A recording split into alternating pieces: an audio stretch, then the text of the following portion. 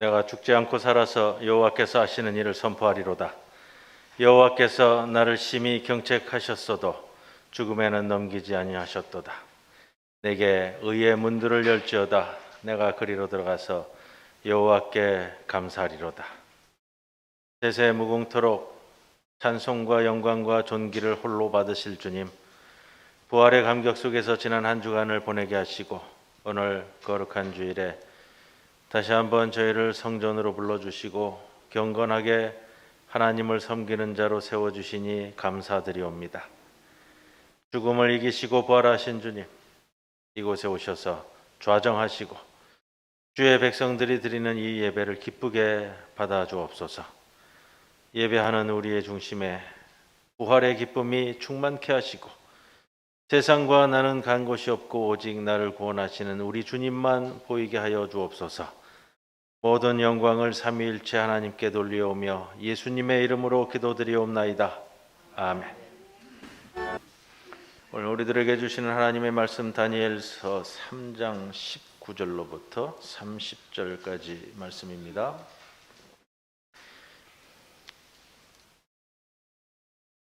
느부갓네살이 분이 가득하여 사드락과 메삭과 아벳느고를 향하여 얼굴빛을 바꾸고 명령하여 이르되 그 풀무불을 뜨겁게 하기를 평소보다 7배나 뜨겁게 하라 하고 군대 중 용사 몇 사람에게 명령하여 사드락과 메삭과 아벳느고를 결박하여 극렬히 타는 풀무불 가운데에 던지라 하니라. 그러자 그 사람들을 겉옷과 속옷과 모자와 다른 옷을 입은 채 결박하여 맹렬히 타는 풀무불 가운데에 던졌더라. 왕의 명령이 엄하고 풀무불이 심히 뜨거우므로 불꽃이 사드락과 메삭과 아벳느고를 붙든 사람을 태워 죽였고 이 세 사람 사드락과 메삭과 아벳느고는 결박된 채 맹렬히 타는 풀무불 가운데에 떨어졌더라. 그때에 느부갓네살 왕이 놀라 급히 일어나서 모사들에게 물어 이르되 우리가 결박하여 불 가운데에 던진 자는 세 사람이 아니었느냐 하니 그들이 왕에게 대답하여 이르되 왕이여 옳소이다 하더라. 왕이 또 말하여 이르되 내가 보니 결박되지 아니한 네 사람이 불 가운데로 다니는데 상하지도 아니하였고 그 넷째의 모양은 신들의 아들과 같도다 하고 느부갓네살이 맹렬히 타는 풀무불 악이 가까이 가서 불러 이르되 지극히 높으신 하나님의 종 사드락 메삭 아벳느고야 나와서 이리로 오라 하매 사드락과 메삭과 아벳느고가 불 가운데에서 나온지라. 총독과 지사와 행정관과 왕의 모사들이 모여 이 사람들을 본즉 불이 능히 그들의 몸을 해하지 못하였고 머리털도 그을리지 아니하였고 겉옷빛도 변하지 아니하였고 불탄 냄새도 없었더라. 느부갓네살이 말하여 이르되 사드락과 메삭과 아벳느고의 하나님을 찬송할지로다. 그가 그의 천사를 보내사 자기를 의뢰하고 그들의 몸을 바쳐 왕의 명령을 거역하고 그 하나님 밖에는 다른 신을 섬기지 아니하며 그에게 절하지 아니한 종들을 구원하셨도다. 그러므로 내가 이제 조서를 내리노니 각 백성과 각 나라와 각 언어를 말하는 자가 모두 사드락과 메삭과 아벳느고의 하나님께 경솔히 말하거든 그 몸을 쪼개고 그 집을 거름토로 삼을지니 이는 이같이 사람을 구원할 다른 신이 없음이니라 하더라. 왕이 드디어 사드락과 메삭과 아벳느고를 바벨론 지방에서 더욱 높이니라. 이 말씀 가운데 성령께서 함께 하시기를 기원합니다. 부활절 둘째 주일 맞습니다. 다니엘서 말씀 계속 진행하려고 합니다.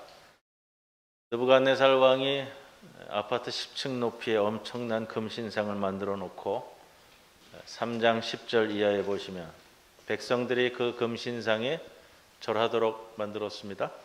명령했습니다. 그리고 누구든지 그러하지 아니하면 맹렬히 타는 풀무불 가운데 던져 넣음을 당하리라 했습니다. 당연히 이 문제에 대해서 다니엘의 세 친구인 사드락, 메삭, 아벳느고는 절하지 않았습니다. 그 이유는 하나님을 섬기는 이들이 느부갓네살 왕의 금신상에 당연히 절하지 않는 겁니다. 당연히 절하지 않는다 하는 것이 여러분 그리 쉬운 게 아닙니다. 우리의 삶을 살면서 동일한 세상에 우리가 살고 있는데 직장 문제로, 가정 문제로, 자식 문제로,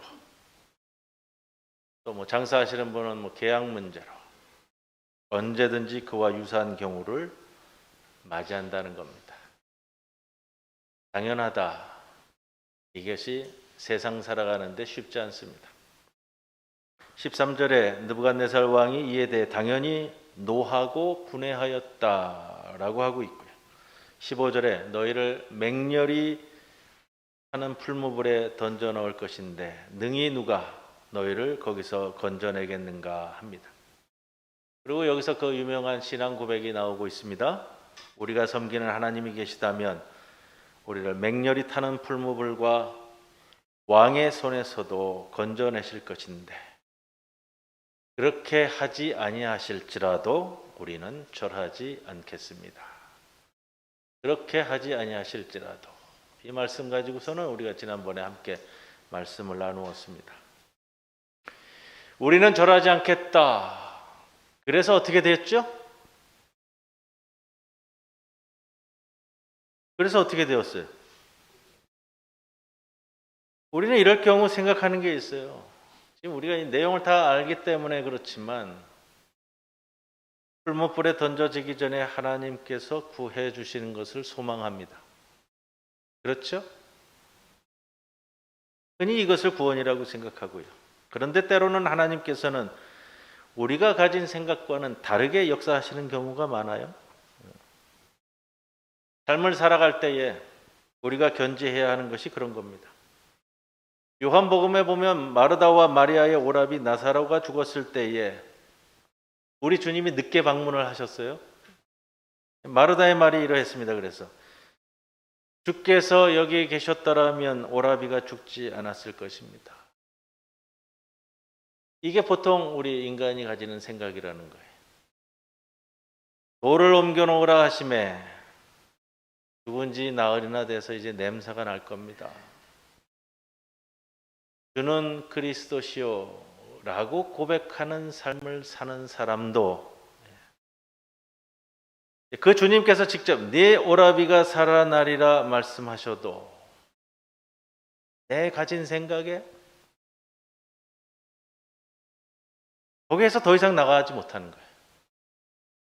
우리가 다니엘서를 보면서는 이러한 것들을 점검할 수 있으셔야 된다는 겁니다.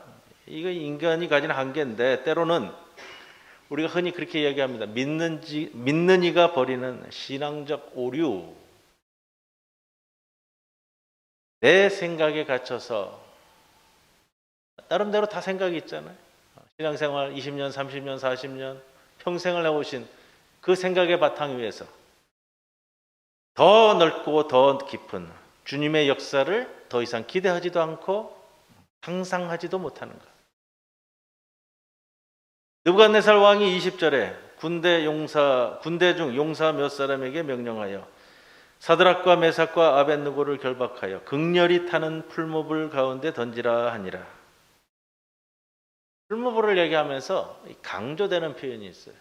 반복이 되고 있는데 풀무불 하면도 어려운 뜨거운 일인데 맹렬히 타는 풀무불, 극렬히 타는 풀무불 반복을 한단 말이에요. 사드락과 메삭과 아벳느고가 풀무불에 던져질 위기에 처했습니다. 내 생각으로는 내가 풀무불에 던져지기 전에 그 사건 바로 직전에 그 마지막 순간에는 기적적으로 건져지는 것을 소망하게 됩니다. 그래야 내가 살 수 있기 때문이죠. 풀무불에 들어가서 나서는 더 이상 희망이 없는 것. 더 중요한 게 있어요. 풀무불에 들어가고 싶지도 않은 거죠. 혹 주님이 꺼내주신다는 생각은 들지만 그렇게 되어진다 해도 주님께서 꺼내주시기 전까지는 내가 풀무불에 들어가서 무지하게 고생할 것 같거든요. 그렇게 하지 아니하실지라도 했지만 내가 주님 붙들고 살 때에 죽지 않는다는 것은 믿겠지만 그래도 풀무불에 들어가 고생하고 싶지는 않은 것이 인간입니다. 이게 인간이라는 거예요. 평소보다 7배나 뜨거운 풀무불이라고 했습니다. 풀무는 벽돌이나 금속을 녹여 재련하는 곳이잖아요.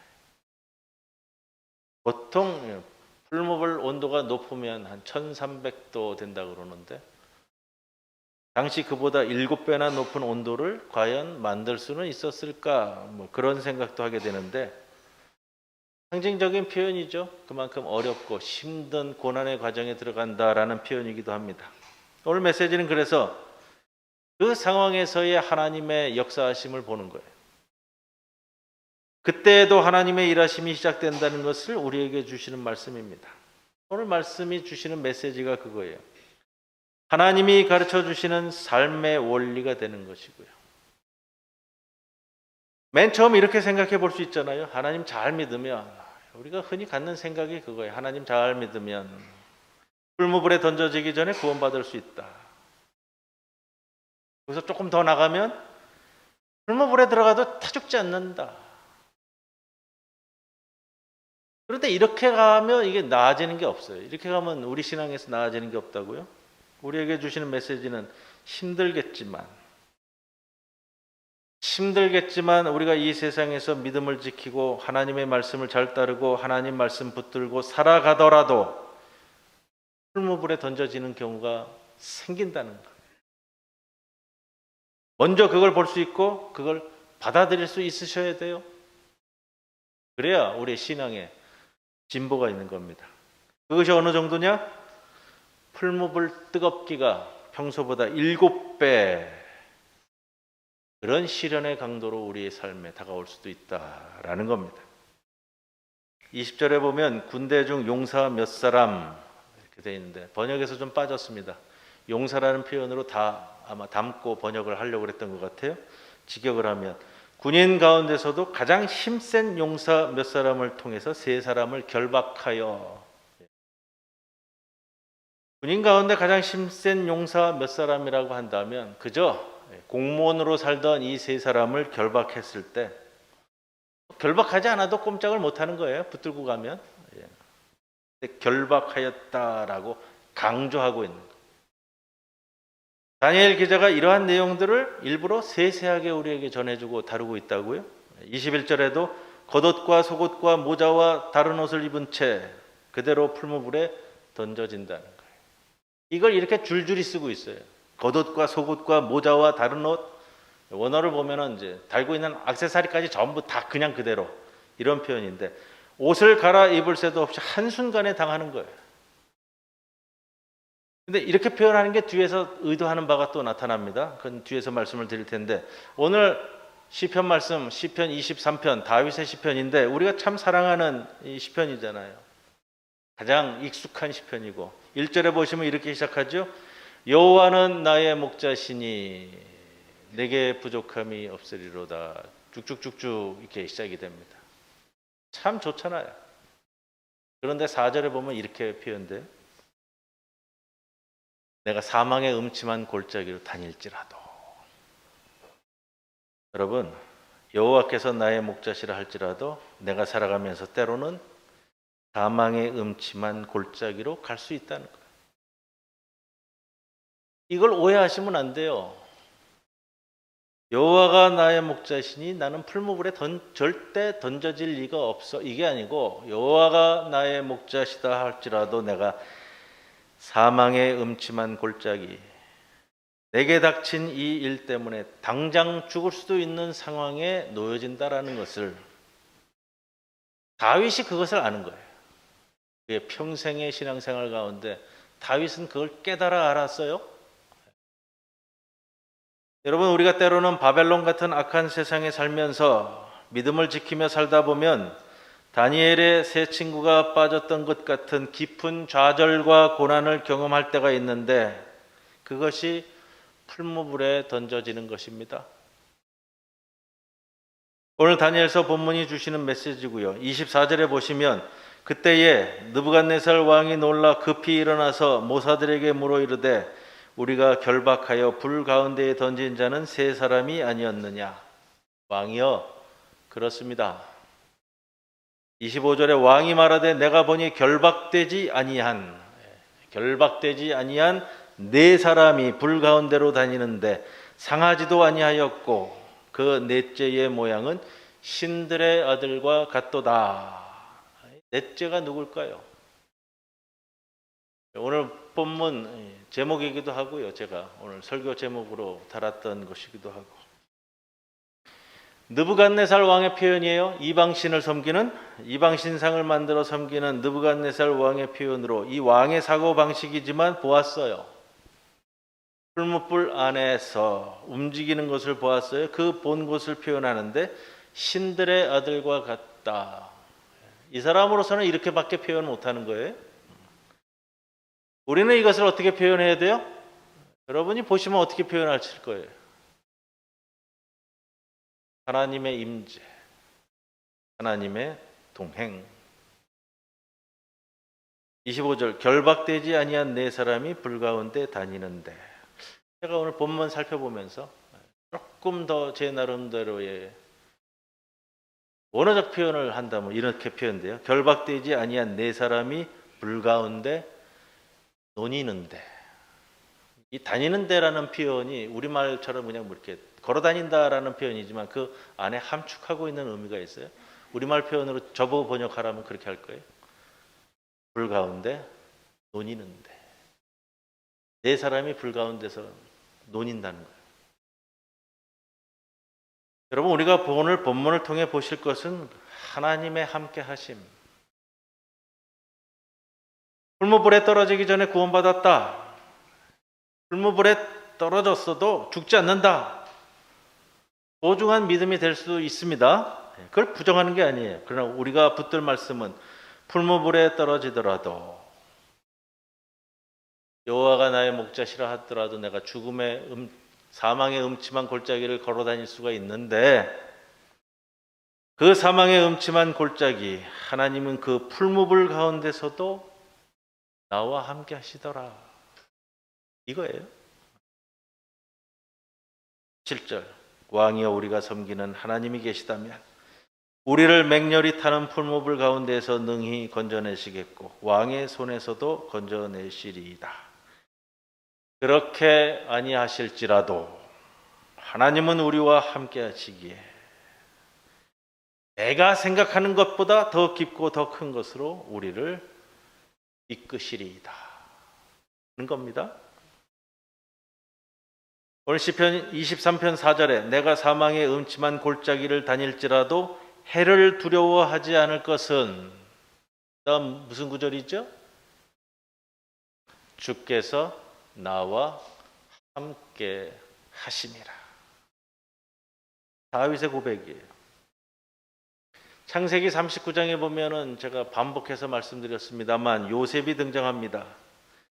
요셉을 바라보면서 39장에 반복해서 등장하는 단어가 있어요.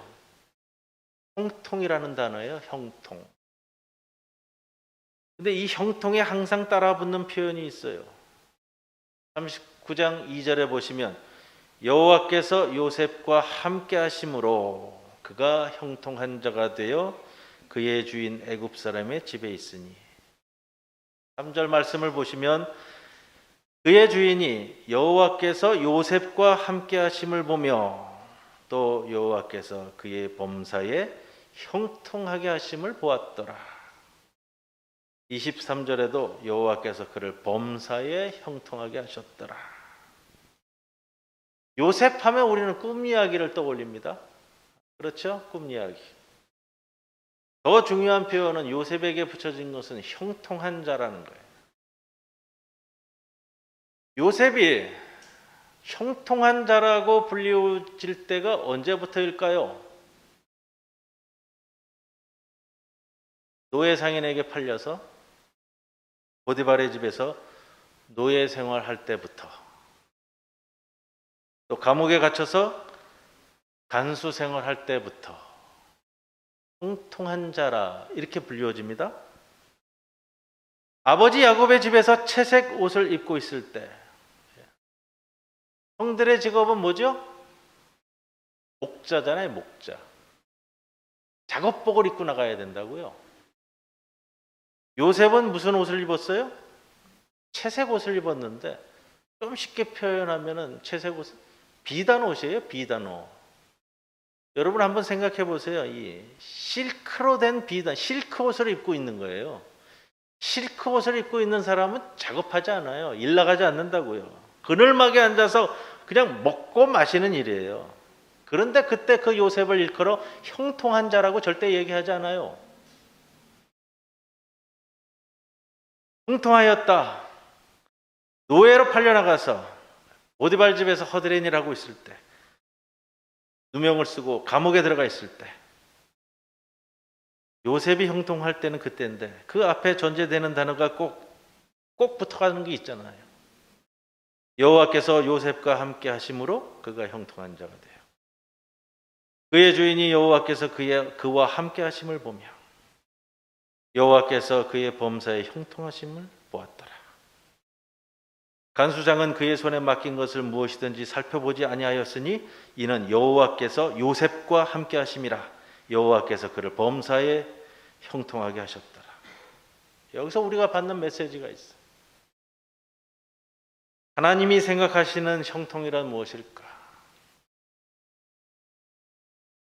풀무불에 들어가지 않는 것? 들어가서도 타 죽지 않는 것? 우리 기준으로 형통이 뭐예요? 실패 안 하는 것, 좋은 대학에 들어가는 것, 좋은 회사에 취직하는 것, 좋은 사람 만나서 결혼하는 것. 우리가 생각하는 형통은 이런 것들 아니에요? 우리 기준에서 형통한 사람은 남도 아닌 형제들에 의해 외국에 노예로 팔려가는 일 같은 것은 절대 있어서는 안 돼요. 더욱이 성추행범으로 몰려 억울한 누명을 쓰고 감옥 가는 일은 상상도 할 수 없는 일이잖아요. 하지만 하나님이 생각하시는 형통은 이런 것이 아니에요.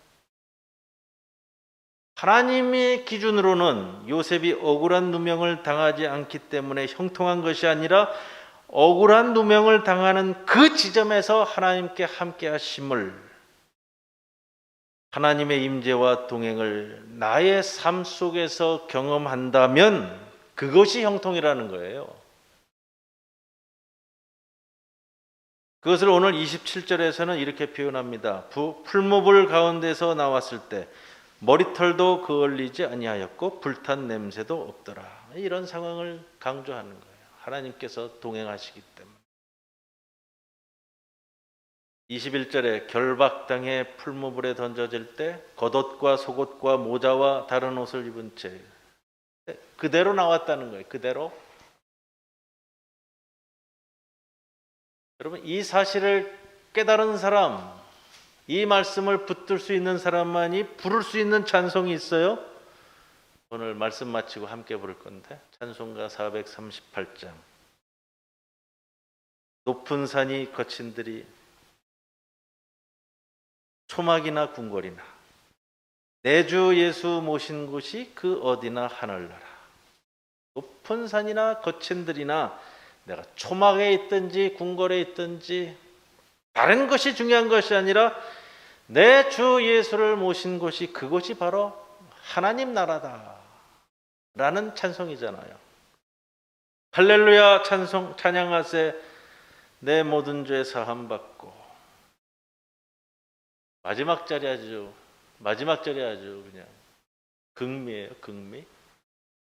주 예수와 동행하니 그 어디나 하늘나라. 이걸 깨달은 자가 부르는 찬송, 그렇게 생각했어요? 바벨론 같은 우리 세상에서도 하나님과 동행한다면 그 어디나 하늘나라라는 찬송이 정말 여러분 모두의 신앙 고백이 되기를 기원합니다. 3장 12절 보시면 사드락과 메삭과 아벳느고는 왕이 세워 바벨론 지방을 다스리게 하신 자이거늘 왕이여 이 사람들이 왕을 높이지 아니하며 왕의 신들을 섬기지 아니하며 왕이 세우신 금신상에게 절하지 아니하나이다. 신하들이 이 세 사람을 고발하는 장면이죠. 지금 우리식으로 표현한다면 이 표현은 이런 거예요. 왕이시여 보십시오. 저 사람들은 자기 신앙을 구실로 사회 분란과 불안을 조장하는 자들입니다. 이런 뜻이죠. 당시 사회에서 왕권 체제에서 이 표현은 정말로 엄청난 비난이고요. 이 세 사람은 소위 말하는 이 고위공직자잖아요. 고위공직자. 고위공직자들이 왕의 말을 안 듣는 거잖아요. 거의 반역 수준이라는 거예요. 이 고발 때문에 왕의 노여움을 사서 풀무불에 던져졌습니다. 그런데 28절에 이 비난이 어떻게 변해졌는지 볼 수가 있죠. 느부갓네살이 말하여 이르되 사드락과 메삭과 아벳느고의 하나님을 찬송할지로다. 그가 그의 천사를 보내사 자기를 위로하고 그들의 몸을 바쳐 왕의 명령을 거역하고 그 하나님 밖에는 다른 신을 섬기지 아니하며 그에게 절하지 아니한 종들을 구원하셨도다. 이같이 사람을 구원할 다른 신이 있겠느냐? 30절에 왕이 드디어 사드락과 메삭과 아벳느고를 바벨론 지방에서 더욱 높이니라. 느부갓네살 왕이 자신의 입으로 표현해요. 이 세 사람이 왕인 나의 명령을 거역했다고요. 그런데도 그 하나님을 찬송하라고 하고 있죠. 무엇이 이렇게 변화시켰을까?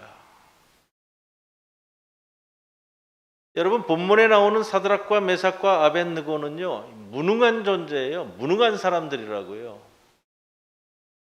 핍박하면 핍박당하고 풀무불에 던지면 반항 한번 못하고 던져지는 딱 우리 같은 사람들이라고요. 그런데 앞의 말씀처럼 사드락과 메삭과 아벳느고를 향한 느부갓네살 왕의 칭송은 이루 말할 수 없는 칭송으로 이루어졌어요. 왕이 내 명령을 거역하였지만 칭송하라라고 말하고 있으니까. 무기력하게 풀무불에 던져짐을 당했지만 그럼에도 불구하고 느부갓네살 왕에게 칭송받을 수 있었던 이유가 무엇이었을까? 왕이 또 말하여 이르되 내가 보니 결박지 아니한 네 사람이 불 가운데로 다니는데 강하지도 아니하였고 그 넷째의 모양은 신들의 아들과 같도다 하고.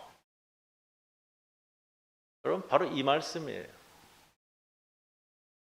분명히 세 사람을 풀무불 속에 던졌는데 그 안에는 네 사람이 있었다고 합니다.